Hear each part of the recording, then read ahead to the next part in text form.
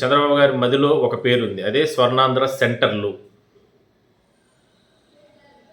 అంతేకాదు గ్రామ వార్డు సచివాలయాల పేర్లను మార్చాలని కూడా ప్రభుత్వం భావిస్తుంది. గ్రామ సచివాలయాల పేరు తీసివేసి స్వర్ణాంధ్ర సెంటర్లని పెడితే ఎలా ఉంటుందో అనే అంశంపై ప్రభుత్వం చర్చిస్తుందని అంటున్నారు. ఇలా చేయడం వల్ల పూర్తిగా దానికి కూటమి ప్రభుత్వం కల వస్తుందని, జనాలకు కొత్తగా ఉంటుందని, పనిచేసే సిబ్బందికి కూడా లక్ష్యాలు అంటే స్వర్ణాంధ్ర సెంటర్లో ఉంటే ఒక స్వర్ణాంధ్ర లక్ష్యం. ఎందుకంటే ఆల్రెడీ ప్రభుత్వం స్టేట్ గవర్నమెంట్, సెంట్రల్ గవర్నమెంట్ 2047 అప్పట్లో 2020 ఉన్నింది. దానివల్ల మనకు అప్పుడు ఉమ్మడి రాష్ట్రంగా ఉండి కూడా అభివృద్ధి చెందింది హైదరాబాద్ అంతా.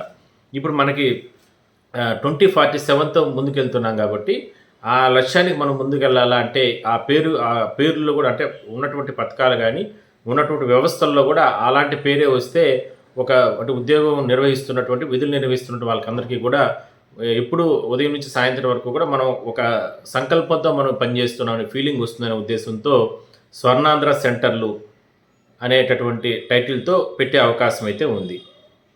అందుకోసం ఆ పేరును డిజైన్ చేశారంట. ఓకే, సిబ్బందికి కూడా లక్ష్యాలు తెలుస్తాయని, సాఫీగా పాలన క్షేత్రస్థాయిలో జరిగేలా ఒక విధానం అమలు అవుతుందని ప్రభుత్వ వర్గాలు భావిస్తున్నాయి. తొందరలో దీని మీద నిర్ణయం తీసుకుంటారని ప్రభుత్వ పెద్దలు టాక్. ఇక ఈ కొత్త పేరు కనుక పెడితే వైసీపీ మా సృష్టి గ్రామ వార్డు సచివాలయాన్ని చెప్పుకునే పరిస్థితి ఇక ఉండదు. సో ఇదంతా కూడా క్రెడిట్ కూటమి ప్రభుత్వానికి వచ్చే అవకాశం అయితే ఉంది.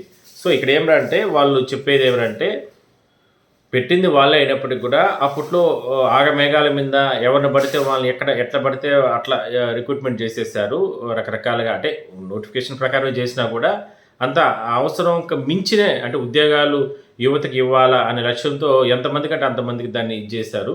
బట్ దాన్ని ఒక స్ట్రీమ్ లైన్ చేసి ఒక ప్రక్షాళన చేసి అవసరం ఉన్న వాళ్ళకి అందరికీ కూడా అక్కడ నియామకాలు చేద్దాం, మిగిలిన వారికి అందరికీ కూడా ఇతర శాఖలకు బదిలీ చేసి, ఎందుకంటే ఎంఆర్ఓ ఆఫీసులు ఉంటాయి, ఆర్డీఓ ఆఫీసులు ఉంటాయి, లేదంటే ప్రభుత్వ కార్యాలయాలు ఎన్నో వ్యవస్థలు ఉన్నాయి, శిశు సంక్షేమ శాఖ అని ఇట్లా జిల్లా హెడ్ క్వార్టర్స్లో ఎన్నో రకాల కలెక్టర్ కార్యాలయాలు ఇట్లా ఎన్నో రకాల కార్యక్రమాలు ఉంటాయి అక్కడ ఆఫీసు కార్యాలయాలు.